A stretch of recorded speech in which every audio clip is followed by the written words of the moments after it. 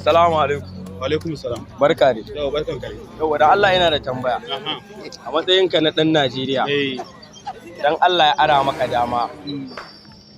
Inda mun san dai a cikin ta muke mun san matsalolinta. Wata matsala za ka iya fara magancewa? Ganin Allah ya ara mun dama kamar me kenan?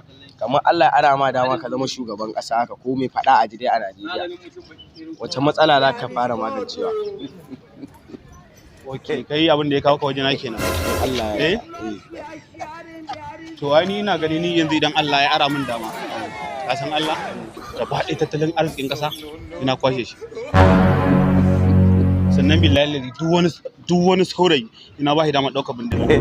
Kowa ya ta kisa ina gaya ma. Sai ya zamanto account ɗin gwamnati babu ko 1000. To kai ma za ka iya wannan gudun uwarka. Assalamu alaikum. Yau da ufa. Yawa, naga kai ga kanan ma green white green. Ana ganin ka an ga ɗan Najeriya.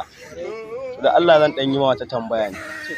A matsayinka na ɗan Najeriya, yanzu Allah ya ara ma dama ka zama shugabanta, wannan matsaloli za ka iya fara magancewa? Na farko dai matsalar tsaro. Ɗaya.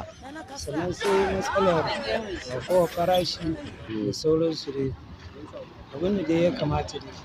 Kai abu biyu za ka iya fara magancewa kenan. Na farko dai shine dai tsaro. Tsaro. To shi kenan ra'ayinka kenan. A ra'ayina kenan. Ok, to na gode. Assalamu alaikum. Barka da yamma ba.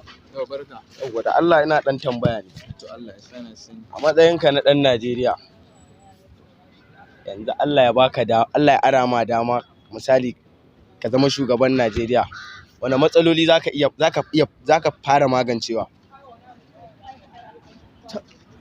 To ai suna da yawa ne ka gani. Ito ka zaɓi kamar guda uku sai ka gaya mana. Mimi ko? Watu za a sako da shi ka gane komai sai levelin. Watu ka gane. To abinci kenan. To sai me kowa? Ai ka san shi ne a kan gaba. Shi kai guda ɗaya kawai abin da zaka fara sako da shi kenan. Kawai abin da zan sako da shi. Okay to ra'ayinka kai ma kenan. Babban ra'ayi na mu. Mun gode. Assalamu alaikum. Alaikum assalam. Da Allah tambaya zan ma guda ɗaya.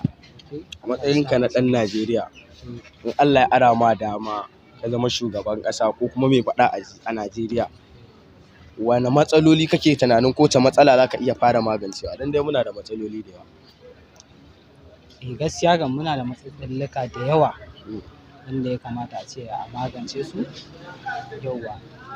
Yanzu ƙoƙarin da zan fara yi gaskiya zan yi ƙoƙari ne akan in ga a tsaya dai ka'in da nayin a tsaya daidaita dai dalar nan da tafiyawa take sauka.